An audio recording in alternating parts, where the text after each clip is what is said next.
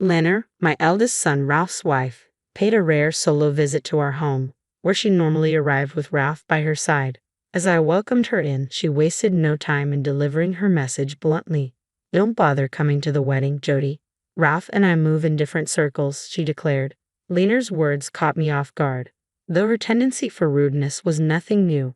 "What do you mean?" I asked, trying to make sense of her statement. Lena let out an exasperated sigh, her demeanor condescending. "I hate having to explain this to you. I graduated from a top university and work at the prestigious trading company where Ralph also works. You, on the other hand, went to some third-rate college and sell insurance. It's embarrassing to have someone like you in the family," she sneered. Irritated, I responded, "There's no shame in selling insurance, you know." Lena smirked dismissively. "Oh, is Jody upset now? How scary," she taunted. "In any case, the decision is made. Ralph will see things my way," she added, her smile turning malicious. Exhausted, I simply nodded. "I'm Jody, 65 years old, working in insurance sales for the same company since I graduated," I began. Dealing with failed contracts and customer complaints can be tough, but landing a big new contract and receiving congratulations from the sales department makes it rewarding. I continued, "I'm a single mother now. My husband and I had different values and argued constantly. Ralph, our son, witnessed these difficult times. Eventually, the arguments led to the end of our marriage, and despite financial uncertainties, my husband chose not to take Ralph with him. I decided to raise Ralph on my own. Balancing work and parenting through his rebellious phase was challenging, but I managed. The hardworking Ralph I raised recently introduced me to Lena, a colleague he grew close to at work. Today was the day Ralph would bring Lena over. Although Ralph and I lived together, he went out to pick up Lena. When the doorbell rang, there they stood. "Nice to meet you. I'm Lena. Sorry for the sudden visit. I brought you a little something," Ralph's wife said, handing me a paper bag filled with cookies from a renowned department store. "Oh, you really didn't have to go to the trouble." "Thank you," I replied warmly. "It's just a small gesture," Lena modestly replied, but I insisted, "No, thank you for the lovely gift. Please come in." With a smile, I invited Ralph and Lena into our home, and we settled into casual conversation. Lena shared stories of her upbringing, how she and Ralph grew close, and spoke fondly of Ralph's work life. Then she curiously asked, "By the way, what do you do for work, Jody?" "I'm in insurance sales," I replied cheerfully. At that moment, I noticed a fleeting twist in Lena's smile. Was I imagining it? I glanced at her again, but her expression had returned to normal. We continued our conversation and wrapped up the evening. That momentary look on Lena's face lingered in my thoughts. What could it have meant? Since then, Ralph began bringing Lena around more often as wedding preparations took center stage. With my ex-husband absent from the planning, I had to take on tasks my former spouse would have handled. This was expected since he had refused custody of Ralph. There was much to organize: speeches, responses to family inquiries, and more. I needed to start planning my remarks soon, despite my busy work schedule. Lena's increasing visits left me with dwindling personal time, making every moment precious. As I pondered, Lena continued with her questions. Suddenly, she began discussing her wedding dress. "I absolutely must have a bright blue dress with scattered sequins. It will look stunning," she declared. Then she turned to me. "By the way, Jody, what kind of dress did you wear at your wedding?" I hesitated, caught off guard. Ralph should have informed her about my divorce. Before I could respond, Ralph intervened, placing a hand on Lena's shoulder. "It's okay," he interjected.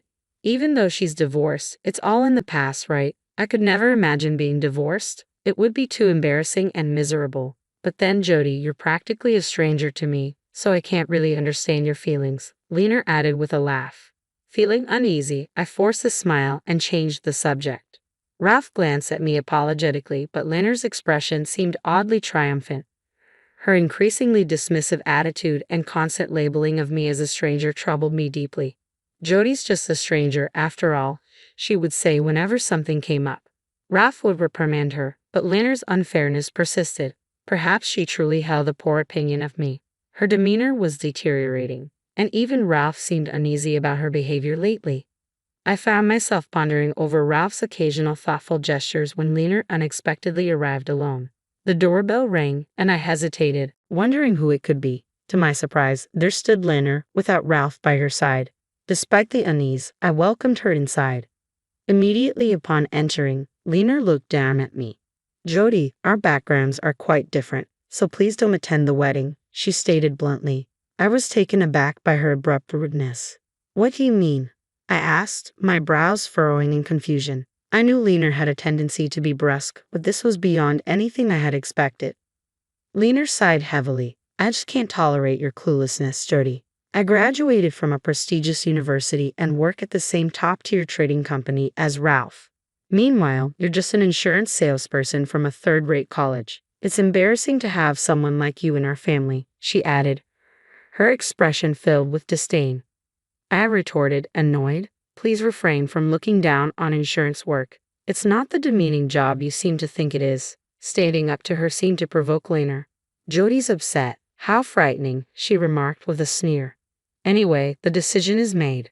Ralph will surely side with me, Lena declared, flashing a malicious smile. She had made this decision without consulting Ralph first. I was stunned by her lack of consideration. The notion that a groom's mother would be excluded from the wedding was unheard of. It dawned on me that Lena had been concealing her true nature all along. Exhausted from dealing with Lena, I simply said, I understand, and escorted her out. Privately, I seethed with frustration. Despite my wariness, I couldn't bear the thought of someone as rude as Lena marrying my beloved Ralph. Yet the wedding date was set, only a week away. I pondered deeply, then it struck me, I had an idea. Then came the wedding day. At the reception, Lena's flamboyantly dressed friends greeted guests and collected congratulatory gifts. Meanwhile, the parents-in-law were in Lena's dressing room. Secretly, I waited in Ralph's dressing room, keeping out of Lena's sight. Earlier, I had discreetly provided Ralph with a voice recorder and shared my encounter with Lena from that day. Fortunately, I had recorded it using a recorder I happened to have for work. Upon hearing the recording, Ralph was initially disturbed but quickly grasped the situation. Eventually, he broke down in tears and became furious. For my sake, he decided to call off the wedding and end the engagement with Lena. However, canceling so close to the wedding date would incur a significant fee. Therefore, we agreed to teach Lena a lesson she would soon forget. Finally, the wedding ceremony commenced. Taking place in a restaurant, the atmosphere was more akin to a casual reception. I positioned myself discreetly near an exit door where I could observe without drawing Lena's attention. The host announced the entrance of the bride and groom, and the door opened for Ralph and Lena to make their appearance. Lena's initial smile froze into a puzzled expression as she looked around. Ha, she muttered under her breath. On the wedding day, all the relatives were conspicuously absent. It made sense that Ralph's relatives wouldn't be there. Ralph and I had personally asked them not to attend. But Lena's relatives were also missing. The seats designated for them sat empty, causing discomfort for the parents-in-law who scanned the room awkwardly, clearly perplexed by the situation. Even Lena's friends appeared baffled, whispering among themselves as they noticed two entirely vacant tables. Sensing the tension, Ralph seized the microphone from the host and announced, "The wedding is canceled. Tonight, we'll simply enjoy a dinner party instead." His laughter filled the room. "What?" Lena exclaimed in disbelief. But Ralph wasn't finished with his message to her. Amidst the chaos that ensued, he continued, "Today was meant to be my wedding day with Lena by my side. However, Lena has consistently treated my mother as a stranger and has been disrespectful to her. She even demanded that my mom not attend today's wedding. Here's the proof." Then, the audio recording from that day filled the hall. "Don't come to the wedding because Jody and I are from different social classes." Lena's disdainful laughter echoed through the room alongside her words. Lena's parents, Hugh and Tiana, seemed shocked upon hearing the reason for my absence from the wedding. They turned to Lena with shaken voices, asking, "Lena, what is this about? Surely this isn't true. You wouldn't say such hurtful things, would you?" Their faces displayed a mixture of confusion and anger as they confronted Lena, who stood frozen in her wedding attire, her face drained of color. Ralph calmly addressed Lena. "Do you now understand why this has happened?" Lena, visibly distressed, snapped back defensively, "How should I know?" The parents-in-law were too overwhelmed by the unfolding situation to respond. Seeing the silence, Ralph spoke up again, his voice carrying more urgency. "Then let the evidence speak for itself." At Ralph's signal, a staff member opened the door near the exit, casting a spotlight on someone waiting outside. I stood before Ralph, Lena, and their parents, feeling the weight of the moment. Lena's eyes blazed with fury as she directed her anger towards me. It's all your fault. You've ruined my wedding, you worthless old hag from some third-rate university and company. Lena's shout echoed in the room, her disheveled hair and partially ruined gown revealing her unraveling composure. Lena, what on earth are you saying? That's Ralph's mother. Hugh's voice boomed with reproach. Tiana, visibly upset, added tearfully, yes, Lena, that's terribly disrespectful. She couldn't hide her disappointment in her daughter's behavior. Before she could continue, I intervened firmly. Enough, Lena. I understand you don't like me, but I won't tolerate such disdain, especially from my potential daughter-in-law. Lena clicked her tongue in frustration, her true nature laid bare. I didn't realize you were like this, Lena. My opinion of you has plummeted, Ralph murmured, his disillusionment evident. Turning to Lena, I asked pointedly, do you wonder why your own relatives aren't here today? Lena looked away, indifferent. It's a shame. Your lack of empathy, Lena, is truly distasteful, I added, echoing her own hurtful words from our earlier confrontation. Lena glared at me, her expression contorted and difficult to bear. Ralph, too, seemed to be distancing himself from her. Enough of this already. You're being incredibly rude, Lena snapped, seemingly forgetting her own previous remarks. No, the one being rude is you, Ralph countered firmly, unable to hold back his frustration. Ha!